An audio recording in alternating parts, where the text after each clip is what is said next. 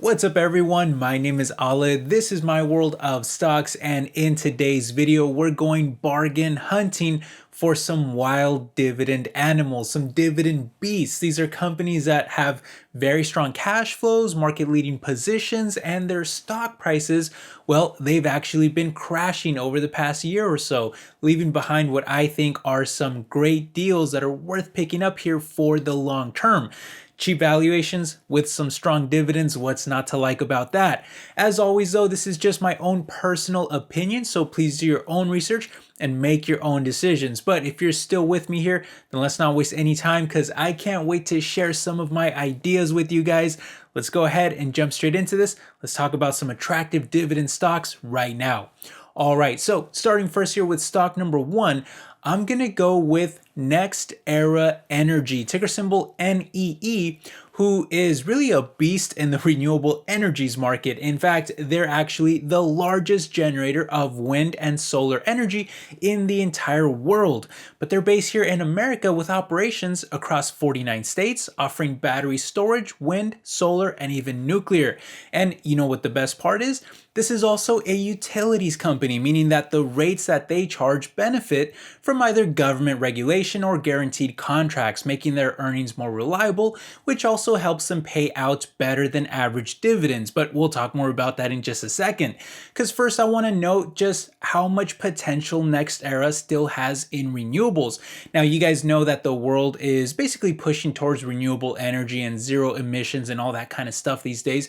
But by NextEra's own estimates, America alone is expected to need another 175 gigawatts of renewable energy and storage capacity through 2026, then increase to another 250 by 2030, which is more than a 40% increase. But then here's the crazy part, by 2050, it'll need another 7,000 gigawatts to meet their net zero goals. Guys, that's over $4 trillion worth of investment, and for context, NextEra is currently producing just around 72 gigawatts, so that would be almost a 100 times increase in addressable market. It's a huge opportunity for them, and it's really the reason why their financials are always growing by so much, even nearly doubling their profits last year alone. However, 2024 is expected to be a bit of a speed bump, like a correction year before they start growing again, the result of which has caused the stock price to crash by about 40% from the top. But the good news is that it's not only left the valuation dirt cheap, trading about 20% cheaper than both the sector median on a PEG ratio basis and their own 5-year average on a PE ratio basis, but it's also caused their dividend to soar to about a decade high as well, which also carries some excellent growth metrics on it too, like nearly 3 decades of consecutive increases with a double-digit growth rate. So I just think you couple that with their dominance in renewables, the steady income from being a utility, which they also happen to be the largest utility in the entire world by market cap, and all of the growth potential that they still have. And yeah, NextEra is looking like a pretty nice bargain here at these prices. If you felt like that 3.6% yield was a little too small for your liking though, then don't worry because I got your back with a monster yielding dividend for stock number 2. And that is the telecommunications giant Verizon, ticker symbol VZ, who, let's be honest, there's many reasons for why the stock price has crashed by over 35% and is one of those few stocks out there that is actually negative over the past 10 years too, which has a lot to do with giant amounts of debt that really ballooned in recent years. There's also rising competition from not just T-Mobile, but also prepaid and even cable providers, and just an all-around general lack of growth where sales are only expected to rise by less than 2% a year. However, most of these issues have some decent counter arguments to them too.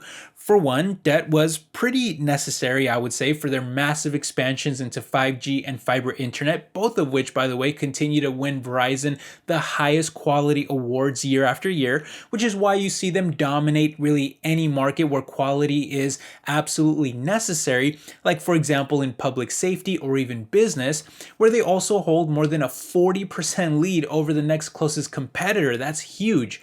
And speaking of competition, Verizon's high quality and market dominance has also helped them maintain a stranglehold, really, of even the prepaid and cable parts of the market where they either own or provide services to many of these companies. In fact, they not only own prepaid brands like Straight Talk, Total Visible, TrackPhone, and Walmart Family Mobile, but they also provide their own services to the two biggest cable companies in both Comcast with Xfinity and Charter with Spectrum. And while revenue growth is stagnant at their already massive size and with so much debt, the real focus should be on profitability and reducing costs. Well, they just reported fiscal 2023 earnings, and guess what? Not only did capital expenditures fall by several billions of dollars, but even their free cash flow increased by many billions as well, which, by the way, easily covers the dividend. Speaking of which, that dividend is mouth-watering now at over a 6.5% yield with almost 2 decades of consecutive growth to go along with it. And because of the stock crash, the valuation is also dirt cheap at close to a 50% discount to the sector on a forward P basis. Add it all up, and I think Verizon is a pretty good long-term pickup here as well. That will, however, bring us now though to dividend stock number 3, and this time I'm going with a stock that I've rarely ever talked about really, but a recent dip has made it super attractive, especially for their amazingly dominant business, and that is American Water Works, ticker symbol AWK, which is normally a very strong performing stock. However, it recently dipped by over 35% on the heels of rising interest rates that made dividend stocks less attractive over bonds. But in my opinion, this is setting up for one heck of a buying opportunity because, for one, we all know just how valuable of a resource clean water has become, given the very high demand for it all over the world despite its limited supply. And the great thing about American Water Works is that they are not only the leading water and wastewater utility in America that also carries those same utility benefits that we talked about earlier, where their steady earnings are supported by government regulated rates, which also makes them a bit recession proof as well. But because they're so large, AWK has also been able to slowly expand even further across the country through tons of strategic acquisitions. For example, they now operate in 16 states, serving more than 15 million people, and have made 23 acquisitions in 2021, another 26 in 2022, another 23 last year, and over 115 in the past 5 years, which added around 200,000 new customers. I mean, it's just absolutely incredible. Unfortunately, their financials aren't as high growth as you might expect though, but they do at least generate billions in sales, which are growing by a mid-single digit percentage, while their profits by EPS are also expected to grow at a slightly higher rate over the next 5 years than the previous 5.